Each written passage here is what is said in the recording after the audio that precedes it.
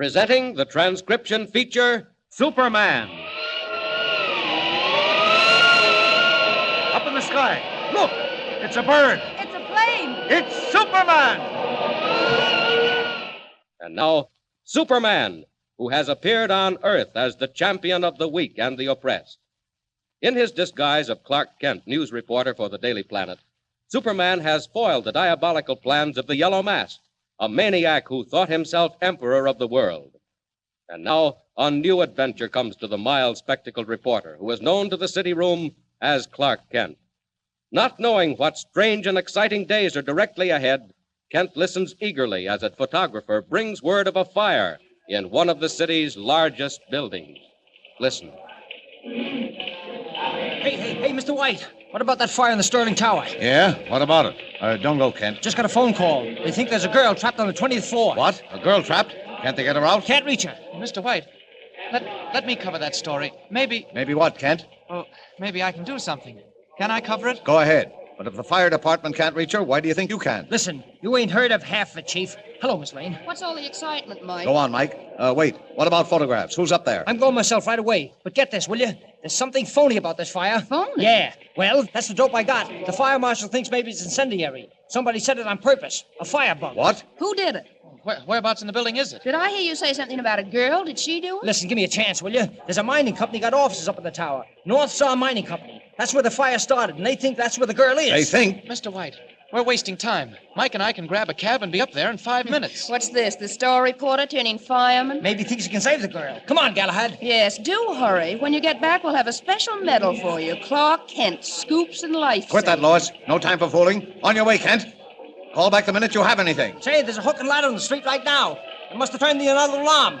What do you say, Kent? Wait till I grab my camera. We'll hop a cab. Come on.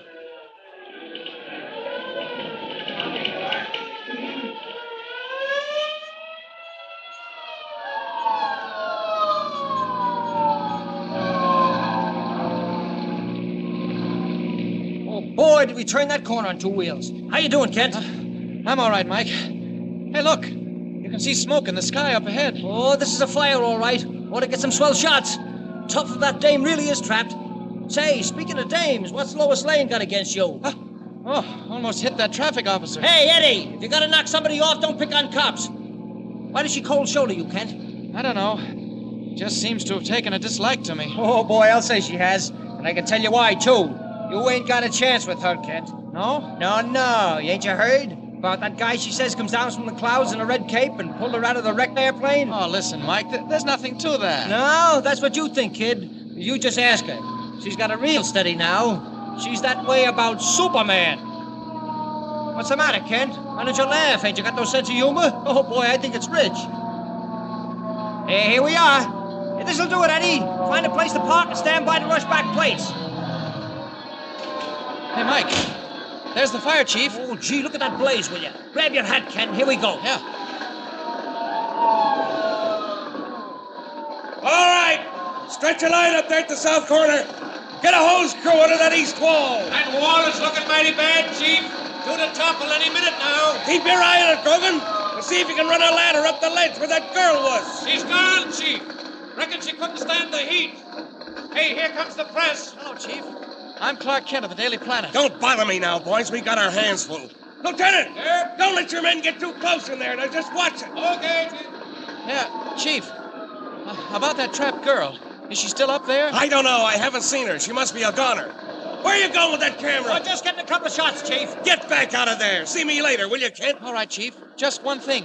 What about the fire being incendiary? See the fire marshal. He's the one to do the talking about that. Hey, Sanders, bring that water tower to the third story. Take it fast. Take it another alarm. Hey, listen, Kent. What do you say? If we could get up on that building and cross the street, we'd have a swell angle, see? Good idea, Mike. There's a balcony up there. I'm afraid the chief won't like it. Who cares? What he don't know won't hurt him. Come on, kid. This is going to be good. Mike, you go ahead up there. I'm going to call the office. Didn't I hear the chief say to send in another alarm? Yeah, that makes 4. Mighty big fire that takes 4 alarms in this man's town. Uh-huh. Okay, kid. When you come back, look for me where you see the most smoke. Right.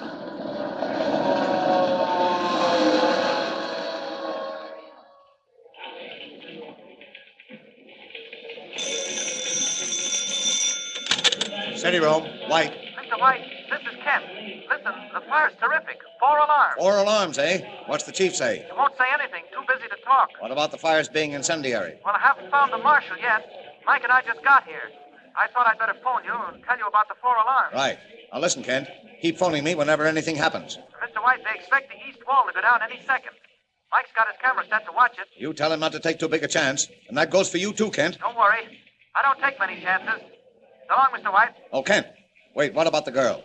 The one they said was trapped on the 20th floor. Well, Mr. White, I don't know. She was in the offices of the North Star Mining Company, but where she is now, look, I'd better get back. Well, go ahead. I'll wait for your call. Hey, get ready for plates on the Sterling Tower fire. Slug it, wall goes out in mammoth blaze.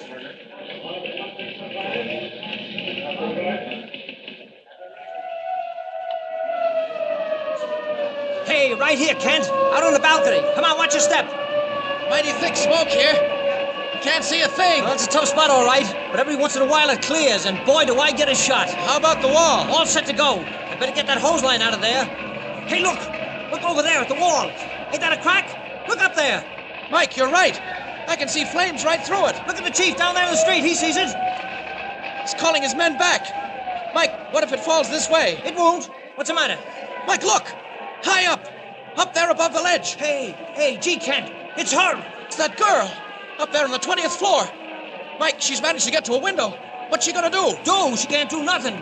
Wait till I get her focused. Oh, never mind your camera. Call them down on the street. They can't see her. They don't know she's there. Hey, Chief! Hey! There, the girl at the window! It's no use, Kent. They don't hear you. You can't do nothing. Mike, look at her. You can see her at the window. She's trying to break the glass. That won't help her. Look, in there behind her. Flames. Watch it, Kent. Here comes the smoke. Can't see. Where are you, Kent? Kent!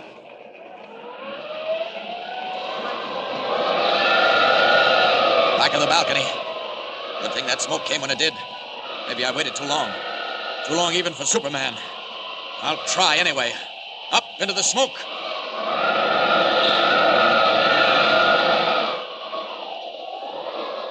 Hidden from the crowd by billows of dense white smoke pouring out of the burning building, Superman wings his way through the air to attempt a daring rescue of the girl trapped on the 20th floor. Flames crackle and spit like things alive as he reaches the window. One blow smashes the glass.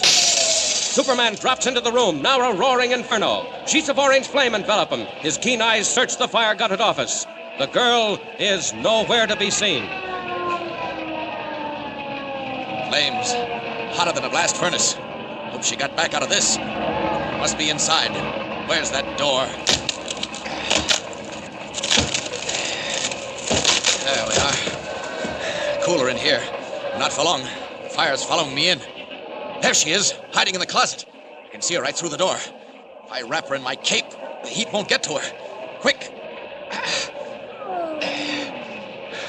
There we are. I can't stand it. Help! Quick, you'll be all right. That's it. Hold on. Now then, back. Back out of this. Not the way we came in. Through the flames and out and back. The tower. We'll just make it. Out the window. Onto the ledge. That crowd in the street. The wind has cleared the smoke. They'll surely see me this time. But it can't be helped. The wall, it's going. It's splitting. But not with us. We're away, just in time.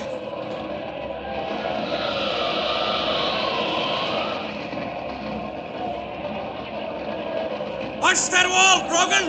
Get those men back! It's going any second! Say, Chief, what about that girl on the 20th floor? Anybody seen her? We can't get her, even the extension ladders won't reach! We've tried everything! Chief! Look! Up in the sky! It's a man! Flying! No, it can't be! It is, or we're both crazy! Look! Look at him! The wall's going! Watch it! Back! Back! Everybody back! Back! Back!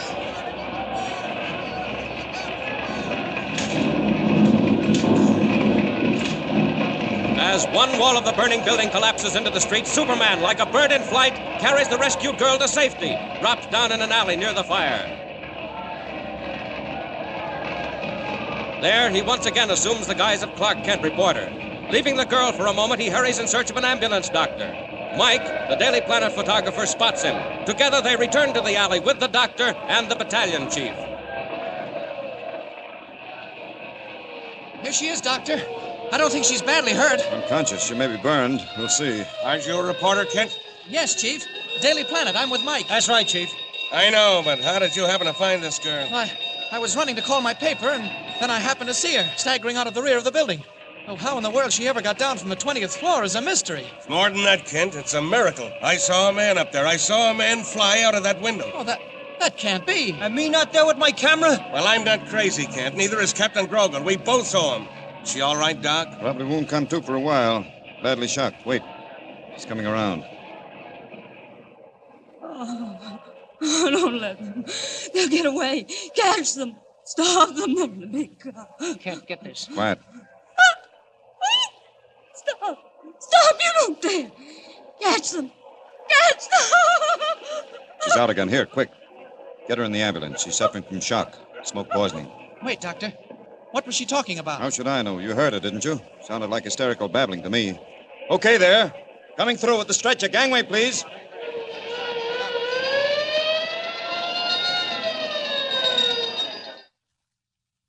Was it hysterical babbling, or has sudden, unexplained mystery risen from the ashes of the Sterling Tower building? Who is this girl, and how did she happen to be trapped in the 20th floor office of the North Star Mining Company? Who did she want stopped and caught? Kent is waiting in a reception room of the hospital, hoping that the girl, whose identity is still unknown, will recover enough to tell who she is and throw light on the mysterious origin of the fire, which authorities are convinced was purposely set. But meanwhile, as Kent waits in the reception room, a powerful black sedan speeds through the night, far out of town on a highway for the west. Two men are tense in the front seat. One holds the wheel, while the other nervously turns the dials of the car's radio. Listen. Watch it, Bart. Curve coming up. I'm not blind. I can see it. Hey! You have to do that. Listen, Joe, the more miles we put between us and the Sterling Tower, the better. And the quicker, the better, too. You think it's all over? Certainly it's all over. They'll never even find her, let alone catch on about us. What are you doing with that radio? Picking up the late news. Oh, what's the matter? Worried about your investments? We might hear something. Well, I can tell you one thing. North Star Mining went down. About 20 floors down. Don't be so funny. Yeah, and if that girl had ever got out with her story, it'd be lower than that. And us along with it. And at the moment, on all fronts, there are no further developments. Locally, interest still centers on the mysterious fire which destroyed the Sterling Tower early today. This is it. Listen. Fire department officials are waiting to explore the ruins. To confirm suspicions, the fire was of incendiary origin. What's that? Stop the car. Pull up. Unfortunately, the only victim of the fire who can throw light on this angle is a former secretary employed by the North Star Mining Company. What? Company offices of the North Star Mining Company were on the 20th floor of the tower where the fire started. But the girl escaped under mysterious circumstances. She is now in a critical condition at the city hospital. Escaped? She couldn't have. It's not possible. Representatives of the district attorney's office are waiting to question the young secretary if and when her condition makes it possible. Question? Bart, you hear that? Meanwhile, Metropolitan Police are searching for two of the mining company's chief executives who have mysteriously disappeared. Bartley Pemberton, company's president, and Joseph Deneen, treasurer and vice president in charge of operations, both of whom are wanted for questioning. If they... Bart, why'd you shut it off? We want to hear the rest of it. I heard enough, Joe. More than enough. Hey, Bart, where are you going? What are you turning around for? Where am I going? Where do you think I'm going, you fool? But you're turning back. You bet I'm turning back. Right back where we came from. Bart, you're crazy. We gotta get away. We can't get away. Not now. Not till we fix that girl so she can't squeal. Where did the guy say? City hospital? What are you gonna do? Now listen, Joe, pull yourself together. You're in this just as much as I am. I know, but... A couple of that girl's relatives, her cousin and her old uncle, that's you and me, are going to call on her the minute she's well enough and see her alone. We can't. They'll get us. Wait, Bart. Wait, nothing. We've got to get to her before she sees the DA. Now, hang on.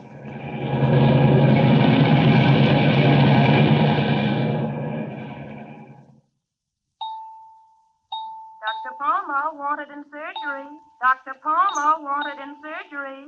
Dr. Burns, report to 804. Dr. Burns reports at 8:04. Boy, a hospital sure does a rushing business in doctors. Hello there, nurse. Hello, Mr. Kent. Still waiting around? Oh, sure. I haven't anything else to do. Well, you're all alone now. Huh? What do you mean? Well, the man from the district attorney's office gave it up. Oh? He said to call him when the girl wakes up. How is she, nurse? Think she'll pull through all right? She's pulled through already. It was just shock and smoke. Well, then why can't I see her? Well, she's still a little upset. She woke up a while ago and said something about a car and some men. A car? Yes, I think that's what it was. I'd have called you, but she dropped off again. I thought she needed her rest more than you did your interview. Thanks, nurse. My pal. So she talked about a car, eh? Yes, and 2 men.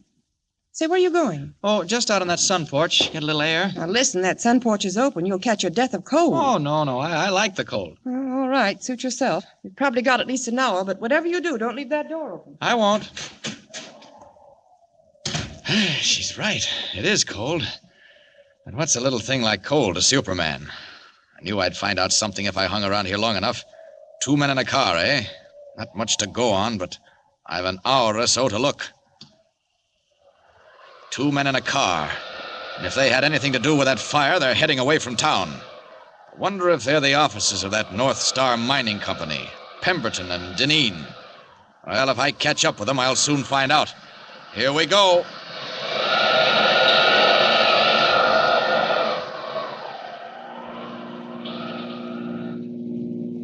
Bart, what's the red lights? Don't want to get us picked up now, do you? Shut up and keep your head. We're turning in at this parking lot. Where's the hospital? It's right around the corner. I'll ask the attendant to make sure. Here he comes. Evening, gentlemen. Okay, Mac. How much to park? 50 cents for the first hour, dime for every hour extra. We won't be over an hour. Oh, where's the city hospital? Straight down the avenue. First block to the right. You can't miss it. Don't worry, we won't miss it. And we won't miss her either. Come on, Joe. It's later than I thought. We better step on it. What if the DA got there first? We'll worry about that when we have to. Remember now, I'm her uncle and you're her cousin who she hasn't seen for days. All set? Listen, are you sure Come on, don't get chicken-hearted. Make it good. Short and snappy. Okay.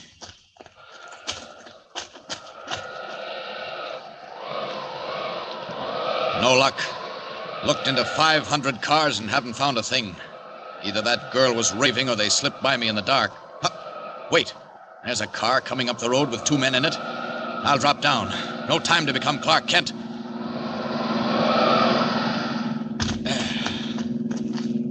Here they come. I'll stand in the middle of the road. Oh, they're not going to stop. They're swerving, but I'll stop them. Hey, what? It's a police car. The last people in the world I want to meet right now. Hey, you, what's the big idea? You're trying to wreck us? Hey, come back! Back, he's flying! Up in the air! Flag him! Flag him! Nice shooting, officer. One of those bullets bounced off my chest. Sorry, I can't wait to explain. Gotta get back to that hospital. Wasted enough time. That girl's probably ready to talk now. So long. Back to the city.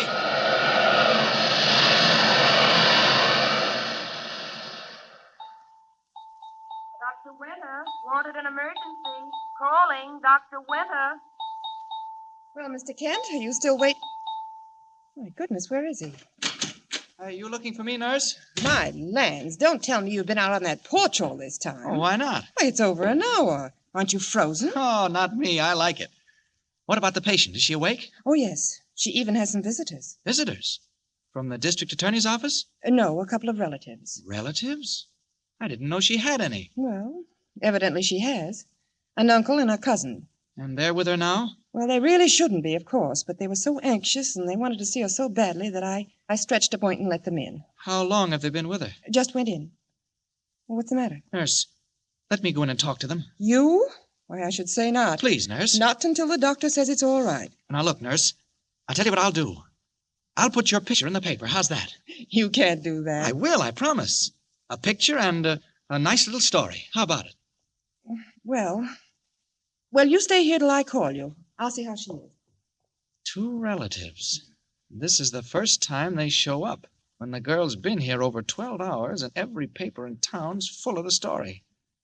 Something mighty queer about this. What the? Somebody screamed. The supervisor! Where's the supervisor? Call Dr. Peters, quick. Orderly. Orderly. Which way did they go, Miss King? Dr. Peters, where is he? Call him somebody. Hey, what's going on? What happened? Say, mister, 2 men. They were in one of the rooms. Anybody go through here? No, I haven't seen a sign of them. Hey, wait. What did they do? Nurse says they stabbed a girl. Hey there! Stabbed a girl? Nurse! Nurse, where are you? Oh, Mr. Kent, those men. They weren't her relatives. They went into a room and stabbed her. Stabbed her? The doctor. Miss Gray, where's Dr. Peters? Nurse, how badly is she hurt? Is she dead? I don't know. She's unconscious. Miss Gray, come in here and help quickly. Oh, thank heavens, Dr. Peters. Yes. In here, doctor. Yes, right away, nurse.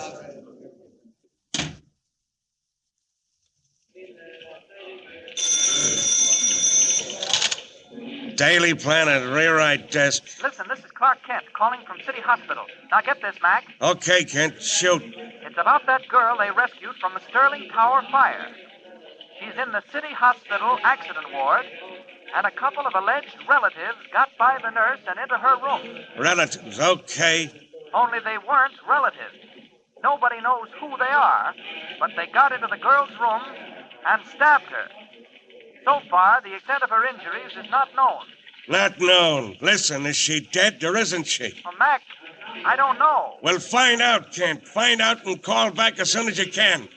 I'll wait right here by the phone and hurry, will you? This sounds like it might... Have Deneen and Pemberton, the 2 crooked owners of the North Star Mining Company, sealed their former secretary's lips forever? And why were they willing to risk arrest in order to get her out of the way? Some time has passed. The girl's injury proved not to be serious, and she is now well enough to give Clark Kent his interview, though nervous and upset. As her story approaches its climax, she becomes more and more excited. Listen. Mr. Kent, when I woke up here in the hospital, the first thing I saw, the very first thing, were those 2 faces bending over my bed, Bartley Pemberton and Joseph Deneen. They're the ones who tried to kill you? But they're the head officers of the North Star Mining Company. Of course they are. Don't you understand? Mr. Kent, I was their office secretary. About 2 months ago, I found out what they were doing. Mr. Kent, they weren't honest. They were swindlers. They sold people stock in a mine out west, a mine with no gold in it. Go on, Miss Anderson. If you're not too tired. I want you to know what happened. I found some letters and some secret diagrams and maps. And then came the morning of the fire. Yes, go on. I got down to the office early that morning and began going through his desk. I was in his office all alone. I knew I had at least an hour before he got in. I stood there, opening and shutting drawers, and all the time I didn't have any idea that there was somebody watching him from the closet.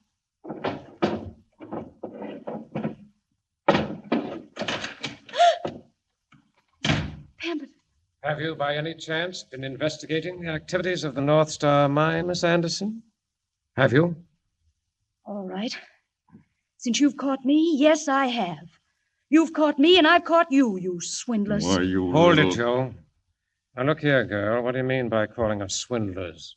You realize you can go to jail for that? Jail? You're a fine pair to be talking about jail. That's where you're going. I've got written proof. No, that's a lie, Miss Anderson. You have no proof. No? What about that letter you wrote a month ago to Barker out west?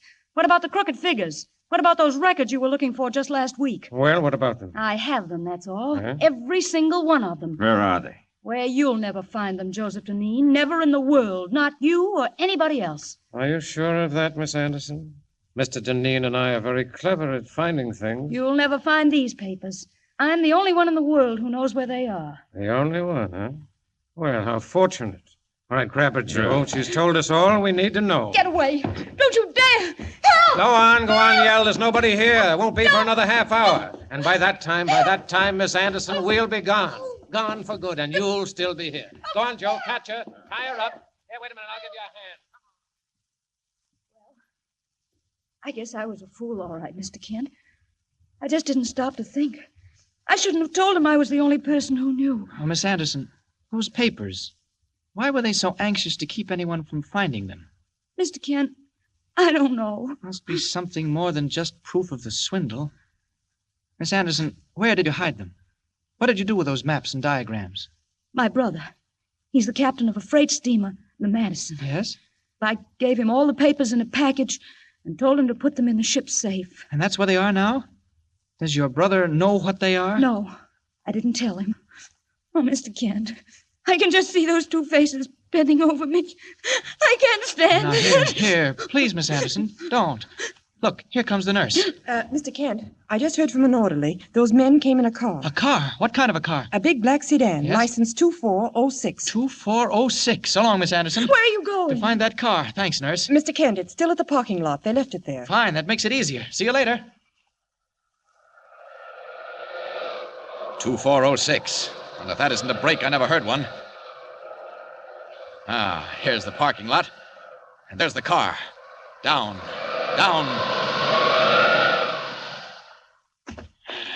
Now to see what I can find. Maybe an address, records, something to tell where they are. Ah, locked. I've got to get in. Hope nobody's looking. Now then, just take a door off. That'll be quickest. Once more. Now into the glove compartment. Ah, nothing. Nothing but guns. 2 pistols. Well, Superman can take care of those. Hey, what's that guy doing? What? Look, They've seen me. Gotta get out of here. he's wrecked the car. He's torn the door off. Get him! Get him! Yes, come on, run after him, man. Let's get a hold of him. Sorry, boys, can't stay. Gotta get back to my paper and write up this story as Clark Kent.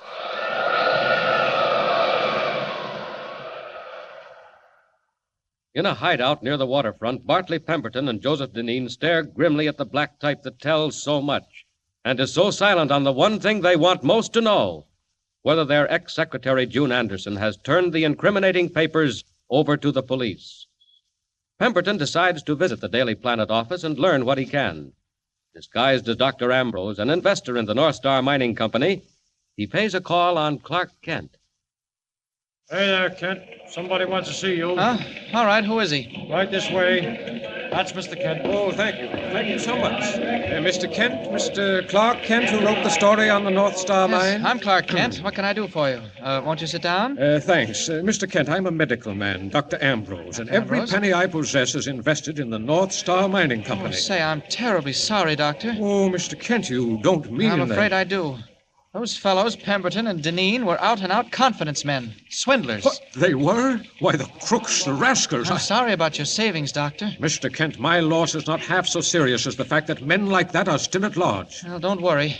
They won't be long. Oh, you'll catch them? You have the proof? Not yet, but we will have. Not yet. I don't understand. If you haven't the proof now, where is it? Oh, Kent, man, I've been looking for you everywhere. Oh, I'm sorry. I didn't see you were busy. Oh, Mr. White, I just got in. This is Dr. Ambrose. He invested in the North Star Mine. Yes. Mr. White, Doctor. How do you do, How do Doctor? you do? Yes, I should say I did invest. It was great work on your part, Kent. I just got a call from the district attorney's office. What did they say? They checked the girl's story, and it's true. She has got a brother who's the captain of a tramp steamer, and she did give him the package of papers just before he sailed. Well, bless me, you don't mean it. Yes, isn't that something, Doctor? Where's the tramp steamer heading for, Mr. White? Well, they asked us not to print it, but she's the Madison, running south from here to Charleston. The Madison, eh? When will it arrive in Charleston? The day after tomorrow. And the minute she docks, one of the DA's men will step aboard and pick up the package. I guess that'll put those crooks behind the bars all right when they're caught. Yes, indeed, Mr. Editor, when they're caught. Well, I'll not keep on disturbing you, gentlemen. Don't say now. I didn't mean to interrupt you and Kent. If there's anything you want to know, Dr. Ambrose... Not a why thing, Mr. Kent. I'll just run along. My business, you know. It's been a pleasure, a real pleasure. Well, if you're sure there's nothing I can tell you... No, nothing whatever. You told me all there is to tell. Well, good day, gentlemen. Good day. Real pleasure. Well, what do you make of him, Kent? I can't imagine, Mr. White. He's probably worried stiff over his money. You can't blame him for that. No. Now, where are you going? Back up to the hospital. There's a whole lot more of that story. I want to talk to that Anderson girl again. See you later, Mr. White.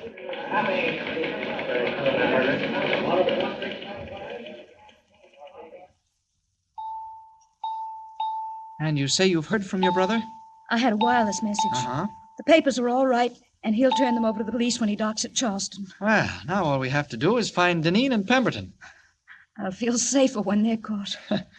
You and an old doctor that called on me a while ago said he'd invested heavily in the North Star Mining Company. Poor man. What was his name? Why, Ambrose, Dr. Ambrose. I don't recall any investor by that name. And all the time I was talking to Mr. White about the Madison, the doctor just stood there biting his lips and tapping his index finger on the desk as though... What? What's the matter, Miss Anderson? What did you say he did? Bit his lips and tapped with his finger? Why, yes. What's so odd about that? Nothing. Only... Mr. Kent, this old doctor, do you remember how tall he was? Sure, about Oh, half a head shorter than I am? And did his eyebrows meet in front in a straight line? Why, yes, they did. Mr. Kent, the finger that he tapped with, was there a scar on the knuckle? Did you notice that? Miss Anderson, you know him? Who was he? Oh, can't you guess, Mr. Kent? It was Bartley Pemberton, president of the North Star Mining Company. And now he knows. Bartley Pemberton?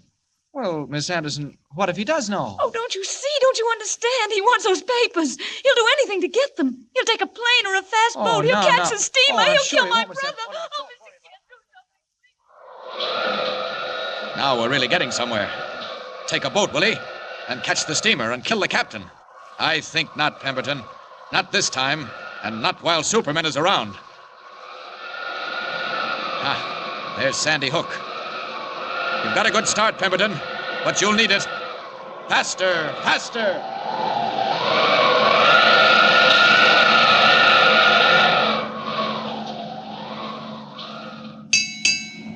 Is that the Madison? That big hulk up there ahead? That's her, boss. Go on up with her in good shape. Watch out for this wave. Bart, what are you going to do? Hoist distress signals. Shoot off a rocket. Get that captain to take us aboard. And what? Well, then we'll see. But whatever happens, we've got to have those papers, or make sure nobody else does. Stand by, Joe. Here comes more water. All right, sailor, let go of the rockets. Signal that freighter to heave to. Give her the whistle. Aye, aye, sir. 4 sharp blasts of their whistle, red rockets, distress signals, and the freighter is motionless in the black water, waiting for the smaller boat to come alongside. On the deck of the cruiser, Bartley Pemberton gives a last quick order to the man at the wheel. Listen. Pay attention, sailor. Okay, Cap. Make it fast, Bart. We're dropping a ladder over the side. Head her in there, sailor. And get this. I'm listening. We're going on board that freighter to get something, you understand? If we don't get it, there may be trouble. Big trouble. So what? So stick around to pick us up. We'll want to make a fast getaway, so stay close. Ready to beat it. Get set, Bart. What do we do now? Stand by to grab that ladder, Joe. All right, sailor. Ahoy on that cruiser. We're waiting for you. Don't worry. You won't wait long. Go ahead, sailor. Edge in toward that ladder. All right, Mr. Burns. Hold her under a dead slow bell and we see what's wrong with those fellows. Aye, aye, Captain Anderson. Ahoy down there. What about the cruiser? What's wrong with her? Captain, sir, 2 men are coming up the ladder. They want to see you. They want to see me. Ask them what they mean by sounding distress signals. Well, there they are, Captain. Coming over the rail now. What do you want done with them? They better have a mighty good reason for stopping us, Mr. Burns. If they haven't, I'll put them in irons. Ahoy there. Bring those 2 men up to my cabin. Anybody else coming aboard? No, sir, they say that's all. Mr. Burns, hold her steady. Steady she is, sir. Keep an eye on the weather, Mr. Burns. It's thickening up. Very good, sir. Sound your foghorn while we're hove to. Have Mr. Olson bring those men to my cabin. And a few moments later, Pemberton and Deneen are ushered to Captain Anderson's cabin. Come in. Here they are, sir, the 2 men off the cruiser. Come in, gentlemen. Oh, Captain. Am I addressing Captain Vincent Anderson? Yes, sir, you are. Captain, my friend and I have followed your ship, the Madison, all the way down the coast, hoping to catch up with you. You know you've stopped a vessel on government service? Government service? I thought this was a freighter, a tramp. Thank you for your description of it, sir. As it happens, we're carrying munitions. Munitions? Well, isn't that a bit dangerous, Captain? Don't worry. Transporting gun cotton and TNT isn't half as dangerous as giving false signals of distress, as you'll find out. Just let us explain, Captain. Captain Anderson, we've been sent by your sister, June. Before you sailed, she gave you a certain package of papers, didn't she? Sealed in oilskin? What of it?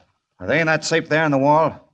What business is it of yours? Your sister told us to get them. So if it isn't too much trouble, Captain... One moment, mister. I suppose my sister gave you written instructions. A letter? Well? No, as a matter of fact, she didn't. She didn't have time. Oh, she didn't have time. Well, I'm sorry, gentlemen, but I don't believe you. No, look here, Captain. Say, listen. I say I don't believe you. If this thing was so all-fired important, you follow me down the coast, make use of fake distress signals to get me to pick you up. You ought to be able to prove what you say. Listen, Captain. We've got to have those papers. You'll get them when we land at Charleston. And I've talked with my sister by phone, but not until then. Is that so, Captain Anderson? Stand where you are, please. Why, you... What do you mean, pulling a gun on me? I mean business, Captain. Keep your hands up. All right, Joe. Get after that safe. You'll land in prison for this. Quiet, please. Well, what about it, Joe? Nothing doing, Bart. Have to blow it. Didn't he say there was soup in the hold? That's right. Carrying munitions, aren't you, Captain? Show us how to get to the hold. Find out for yourself. I said take us to the hold, Captain. I'm not fooling. Open the door, Joe.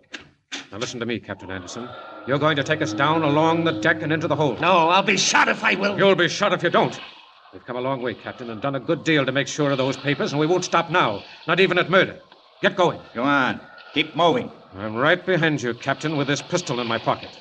If we meet any of your crew, keep quiet. All right, now move.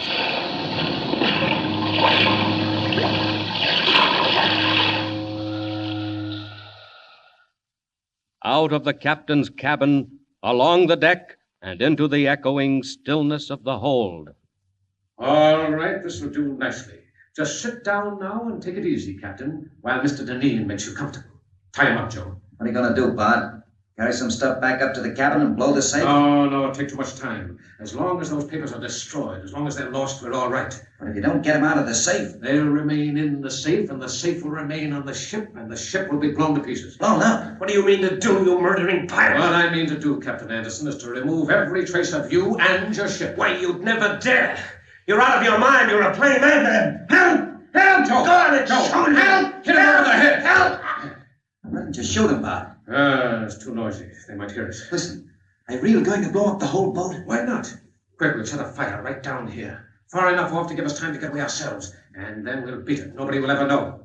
Here, help me break into this case. It's marked dangerous. Keep away from fire. This is it, all right? All right. Now rip open these sacks. Spread it all around the floor. That's the way. All right, now make a little trail over to the door where we came in. I'll help you. Where are you going to build the fire? You started here, we'll be caught ourselves. Don't be a fool. How's our friend? Out like a light. But he won't stay that way. He won't have to. 5 minutes is all we need. All right, now give me a hand. We're going to build a fire. Work fast. A flickering glow in the darkness of the hold. A thin spiral of smoke creeping up the companionway and curling out above the hatch covers on deck. Then sudden alarm, shouting and confusion. Wild ringing of alarm bells and frantic orders. Hey, where's the captain? Where's the mate? Jump! Jump! She's full of gunpowder. We haven't got a chance. Fire! There's fire coming up under the hatch! Mr. Burns, what'll we do? Haul away the starboard boats. Where's Captain Anderson? Haul away and stand by to abandon ship. All right. All right, Joe, that does it. Listen, Bart, we better be getting out of here. Got your life preserver? Yeah.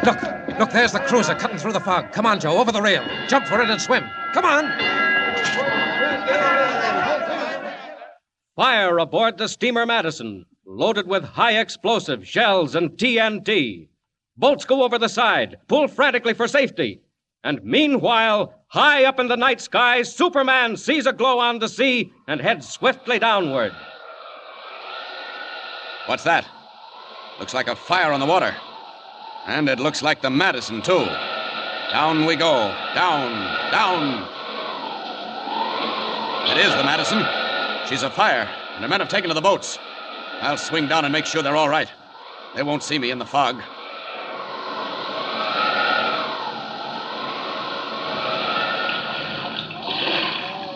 Come on, pull. Pull hard. Mr. Burns, the captain. Where's Captain Anderson? Oh, hi there, Mr. Olson. Is the captain in your boat? No, I thought he was with you. With me? He's still on board. We've got to go back. You can't do that, sir. Look at it. She'll go up any second. We can't go back now. All right. Captain's still on board. Have to get him quick. Down along the hull. If he'd been on deck, they'd have seen him. Must be down below. I'll hang on to this porthole and listen. Clinging to the steep, slippery side of the Madison, Superman's keen hearing picks up sounds inside the hull. Pounding. Someone's pounding inside the hull. No time to go up on deck and down the hatchway. I'll drive my way in from here, through the side. I wonder why they left the ship, why they didn't fight the fire. There, almost in. Once more. Hey there! Who was pounding? Here in the after hold. Get me out quick. Break down the door. There he is. Looks like the captain. Fire and nitro aboard. Get out. Get out. Here, hold up. You'll be all right. Oh, he's fainted. TNT, huh? No wonder they abandoned ship. Hey, that fire's getting mighty close. Come along, Captain. Good thing you can't see me. You'll be found floating in the water with a life preserver, and nobody'll ever know who saved you. Out we go. Quick!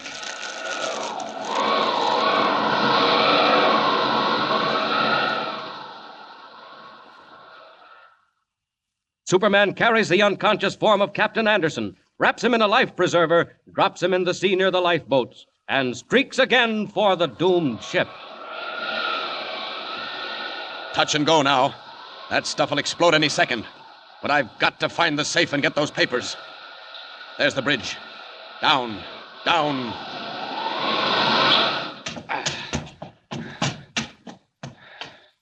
Here we are. This is the captain's cabin, all right. And there's the safe. Well, one smash will open that up. And there's the package. Must be. Wrapped in oilskin, marked June Anderson. Pemberton, this is the time you lose. Now out. Fast. No time for the stairs. Out through the wall. And away.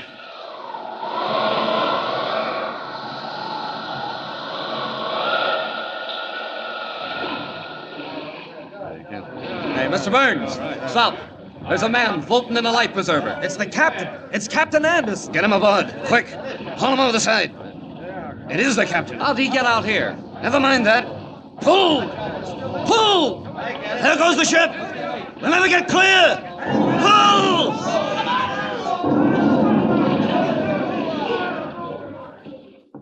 Outlined against a sheet of sudden orange flame, the steamer Madison explodes with a crashing roar, fills the sky with screaming shells, scatters flaring embers on the face of the sea. Do the boats get clear? What of Pemberton and Deneen? And meanwhile, what will Superman do with the precious oilskin package of papers? And what do the papers reveal? Back in the offices of Perry White, city editor of the newspaper on which Superman works as Clark Kent, Captain Anderson has come up from the south after seeing his crew landed safely. And his sister, who is now out of the hospital, has joined him and Kent and Editor White for a discussion of further plans. Captain Anderson is talking. Listen. No, sir, I can't tell you a thing about it. The last thing I remember is beating against the hull with that fire getting closer and closer just beyond the door. But, Captain, how did you escape? Your boat crew picked you up out on the water with a life preserver on. Yes, Vince, how do you explain that? I don't explain it, June. I tell you, I don't understand it at all. What do you think, Mr. Kent? Well, really, Captain Anderson, maybe you were blown out of the ship by the explosion. My men say the explosion came afterwards. Well, it's just one of those mysteries of the sea. We'll have to let it go at that. Oh, what do you got there, Kent? Why, it's a package a friend of mine in the Coast Guard sent me. Take a look, Miss Anderson. Why, Mr. Kent, it's mine. Why, that's it. That's the one June gave me. What? You mean to tell me that's the package of papers that was in the ship's safe? It certainly is. Mr. Kent, where did you get it? Well, I told you. A friend of mine in the Coast Guard found it floating in the water. Well, that shows you what a high explosive will do. Here's a package locked away in a safe. Bang comes the explosion, and it's found floating around like a... Like a dead fish? Yes. Well, never mind how it got there. The main thing is we have it. Miss Anderson, what's in it? I'll show you, Mr. White. First of all, letters from Pemberton to a man named Bailey, their representative out west, practically admitting what they're doing. Let me see it. What else? Well, then here's what they said was a map of the North Star Mine 3 miles southeast of Canyon City. Well, what else, June? Why was all this business so all-fired important? This letter alone's enough to put them behind the bars. And here's the rest of it. A report from the Government Assay Office saying that the ore from the North Star Mine is absolutely worthless. Well, what do you think of And they went on selling stock after that? Yes. That's when I realized they were crooked. Well, Kent, what about it? Any ideas? Where did they live, June? They had a house out in Green Park with a Filipino houseboy, number 23 Durant Street. Mr. Kent, where are you going? I don't like the idea of sitting and waiting for things to happen. There may be something out at their house the police haven't found. Who do you think you are, Kent? Sherlock Holmes? Well, you never can tell, Mr. White. Do you mind? No, of course not. I'm running an information bureau here, not a newspaper. Don't bother about me. Well, I'll just have a quick look around. 23 Durant Street. I'll stay here with June and check over these papers. Good luck, Mr. Kent. Thanks, Miss Anderson. I may need it. Go ahead, Kent. Go ahead. Take all the time you want. But if you do happen to run into a story, just try and remember who you're working for, will you? I won't be long, Mr. White. And if I don't find anything, I'll be right back. So long. Doesn't sound like much, but it pays to look around. I'll just drop down into Green Park and have a chat with that Filipino houseboy. He may know more than he's told the police.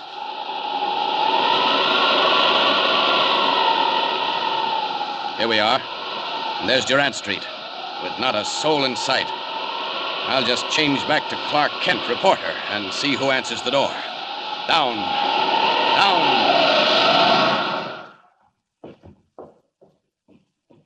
Well, looks deserted, all right. I'll try the bell. Hope somebody answers it. I'd hate to spoil this place by kicking in the door, and I do want to look around inside. What you want, please? Oh, gee, you surprised me. Can I come in? No. No? Look, I'm from a newspaper, Daily Planet. No. Wait a minute. Now, listen. How long since you've heard from your boss, Mr. Pemberton? No. Well, he evidently means no. Too bad, boy. If you don't want Clark Kent around, let's see how you feel about Superman. Might attract attention if I ruin the door. I'll just jump up on the roof and try the skylight. Here goes. And there's the skylight. Or rather, there was the skylight. Now, down the stairs to see what's what. If that houseboy sees me, he's certainly going to be surprised. This looks like somebody's room right here. And there's a desk, if the police have left anything in it. Hey, what you do there? How you get in? Oh, don't know me in my other clothes. You get out. Get out quick. Hey, put that gun down. You no go, I shoot. I count 3. Make it 10. Make it 100. 1, 2, 3. Oh, what's the matter? You no get hit. Come closer and try again. Come a lot closer and you'll see how bullets bounce. Hey. All right, that's enough. I haven't any time to waste. Here's what happens to little Filipino boys who play with guns. Let go. You let go. Where are your bosses, Pemberton and Deneen? Quick, where are they? I not know. Don't tell me that. I can see it on your face as plain as day. Where are they? One more chance. Telephone. Who's calling this house on the telephone? Answer it. No. I said answer it. And if it's either of your bosses, just act natural. Oh, please, no go to phone. They say... Go on. What did they say? They say they kill me. Not over the phone. Get that receiver. And do just as I tell you. Go on. Hello, please. Hello. Is that you, Sita? Yep. This is me, boss. Now listen. Do just as I tell you and do it fast. Okay, boss. Look in the desk in my room, and back of the second drawer, you'll find another drawer. You get that? Yeah, I get it. Now, in that drawer is an envelope with traveler's checks. Get it and put it in the mail. Ask him where he is, quick. Boss, where mail to, please? Address it to John J. Jones, General Delivery, Canyon City, Idaho. You got that? Yeah. That all, please? That's all. Anybody been at the house? Say no. No, boss. Okay. If anybody comes and asks for me, say you don't know a thing. So long, Sita. Traveling under the name of Jones, is he? And he'll touch at Canyon City, Idaho. Much obliged, Sita. How you hear that? Never mind. But get this. You saw how those bullets bounced off my chest. Yeah, I see. Well, I'm going now.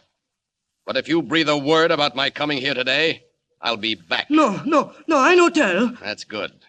Because if you do, if you ever tell anybody, I'll come back here and bounce you off the sidewalk the way those bullets bounced off me. No. All right. Only be sure you remember it. Now I'm leaving you. Up through that skylight the way I came in.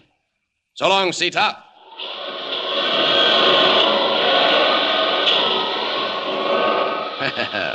What luck. Canyon City, Idaho. And I bet I scared that houseboy out of a year's growth. Now back to the paper. If you ask me, the North Star mining story is getting hotter every minute.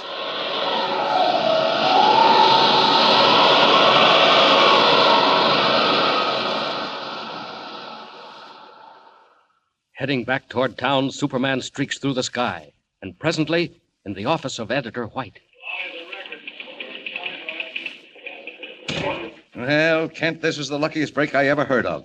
Canyon City, eh? Mr. White, according to the map Miss Anderson showed us, Canyon City is near the North Star Mine. What?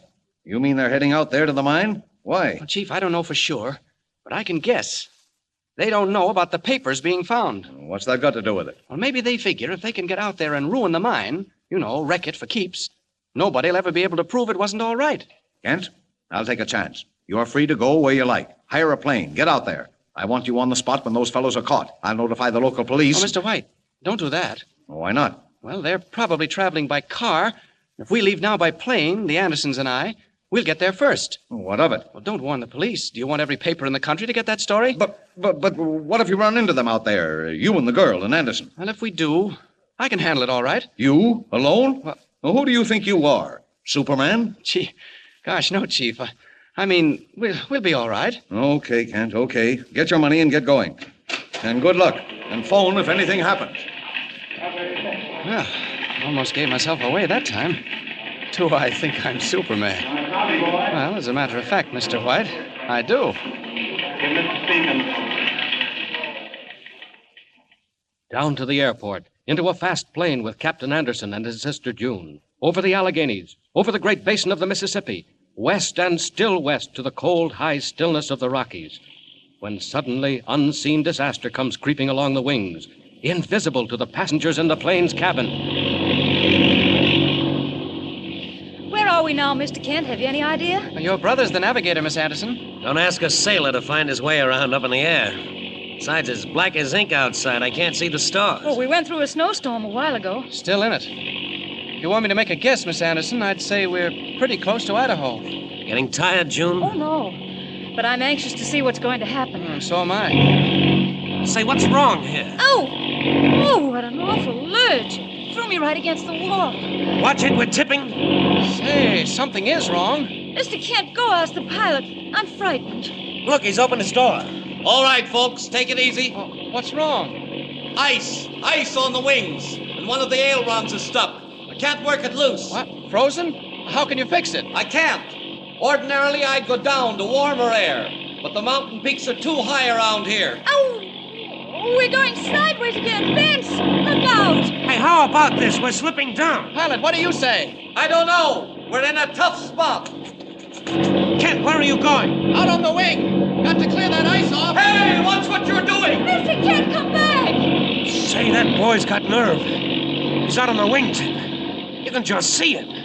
Kent! Kent! Where is he, Vince?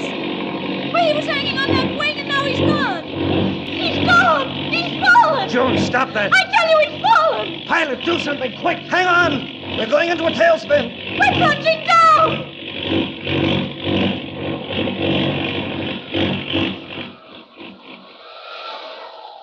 Goodbye, Clark Kent. For the next few minutes, it's up to Superman. That plane, it's out of control, falling fast. I've got to get under it. What's below us? Looks like the worst part of the Rocky Mountains. Not much time. Here goes.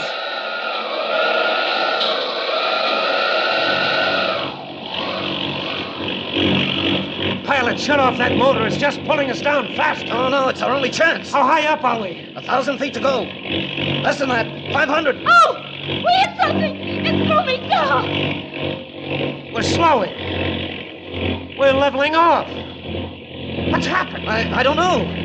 We're stopping right in midair. Look, we've stopped. We've stopped moving. Oh, what is it? I think I'm going mad. We're on the ground. Vince. It's not possible. I can't believe it. Say, was anybody hurt? Mr. Kent. Kent, we thought you were gone. Me? Gosh, no, Captain Anderson. I just hung on by an eyelash until... Oh, say, pilot, that was the neatest landing I ever saw. Congratulations. Why, Kent, I didn't... What do you mean? Why, you set her down like a feather in the only level spot for miles. Well, so long, folks. Make yourselves comfortable. Mr. Kent, where are you going? To get help or borrow a car. I see lights down the valley away. You ask me, we're mighty close to where we want to be. Meanwhile, in the light of a flickering oil lamp far down in the cold, damp galleries of the North Star mine, Pemberton and Deneen raised their heads to listen. Hey, put that a minute, Bart. I hear something. Here. Someone's coming. Douse the light. Look, he's got a light himself. It's Bailey. Oh, all right. Light up again. This way, Bailey. Say, here's the stuff you sent me into town to get. And I brought back something else, too. What is it? News. There's a guy just blew in looking for a car. And he's looking for the North Star mine, too. What? Who is he? Don't know, Chief. But he got here in a plane with 2 other guys and a girl. A plane? Yeah. Cracked up just out of town. So this guy come looking for a car to bring the others back in. He wears glasses and talks like an Easterner. Where's glasses? Listen, I'll bet it's that reporter. Clark Kent. Who else? Where is he now, Bailey? Well, by this time, he's probably on his way right here. He's had plenty of time. Bud, what do we do? Here's what we'll do. It's our chance to get that Anderson girl for keeps. Bailey, you'll go back and meet them on the road, just as they get here. Okay, Chief, then what? Let me think. Wait a minute. I have it. You tell Kent, he's the one with the glasses, that you're the sheriff. And you've been chasing him ever since he left town. Chasing him? What for? Now get this. You say his editor's been calling him on the phone from back east. Wants to speak to him right away. And you'll take him to town with you. But what about the others? Leave them here. Joe, you and I will handle the girl and whoever else there is. Now, you got that, Bailey? Listen, what'll I do with this guy? Can't you guess? Make sure it's quiet and complete. Okay, I'd better hurry. They'll be here in a minute. All right, come on, Joe. Run for the elevator. We'll go up on top and wait. Come on, make it fast.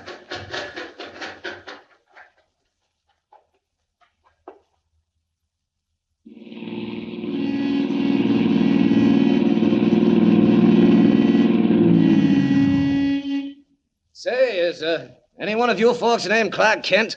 Why, yes. I'm Clark Kent. Boy, am I lucky. I'm the sheriff here, Mr. Kent. Oh?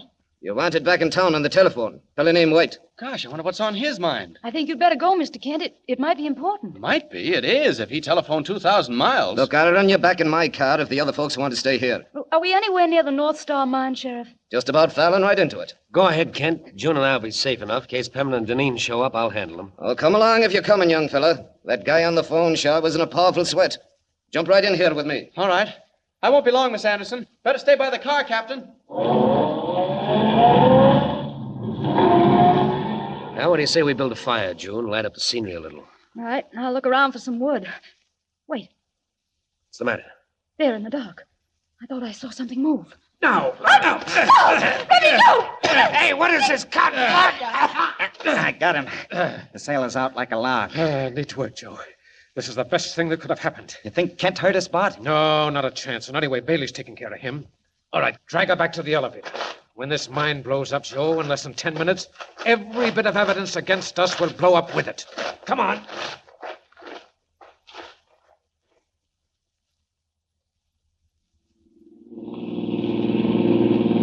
Say, what about this, Sheriff? We've been traveling quite a while. Don't you worry. Where's the town? Where are we going?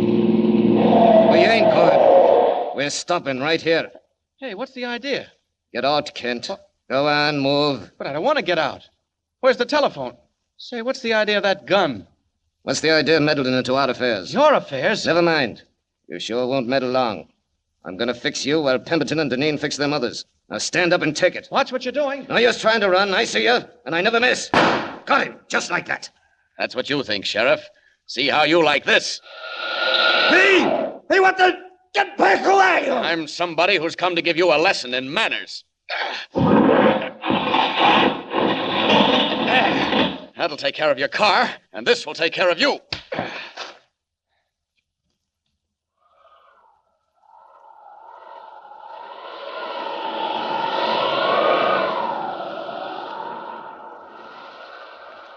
Leaping high in the air, Superman streaks for the entrance of the mine and drops into the inky blackness of the shaft.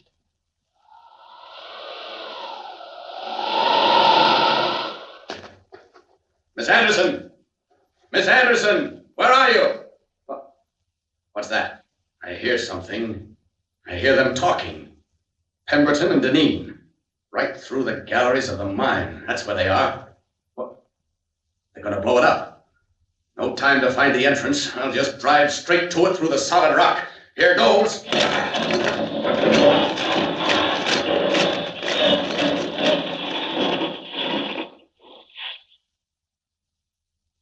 Now then, Miss Anderson, this is the last time you'll interfere with the affairs of the North Star Mining Company. Better get moving, Bart. Let me go!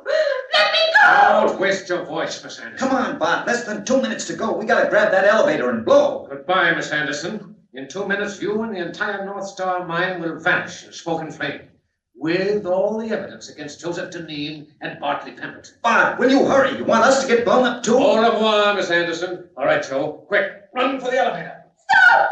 Stop! Don't leave me here!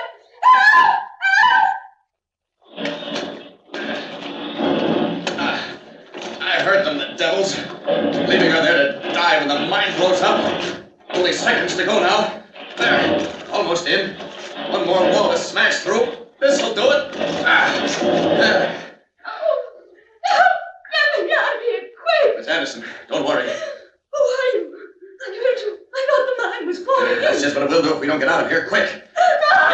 look. Don't be frightened. Hurry! Hurry! Now. No time to run. Down the gallery. And up the shaft in one bound. Quick! I hear it! The explosion! Up, and we're away!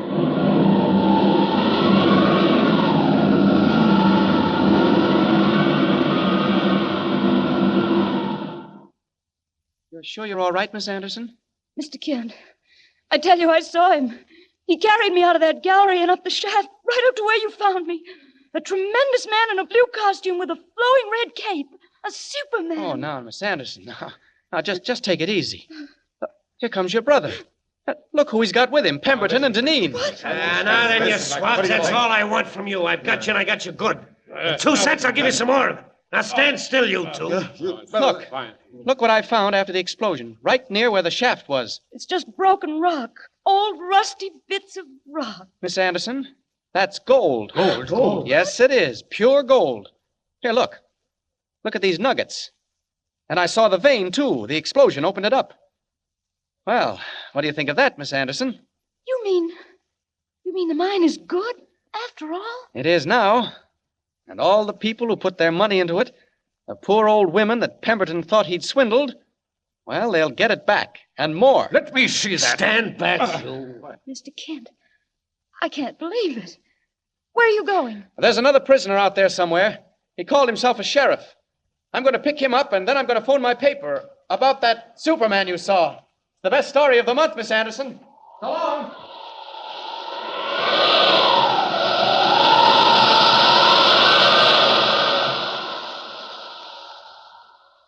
Looks as if Clark Kent might have a good deal to explain when he gets back east, when people begin checking up on Superman. But there's another mystery brewing, another incredible adventure which puts everything else to one side. Be sure you tune in the next installment and follow the story. Tune in with us next time and follow the exciting transcription, Superman. Up in the sky! Look! It's a bird! It's a plane! It's Superman! Superman is a copyrighted feature appearing in Action Comics magazine.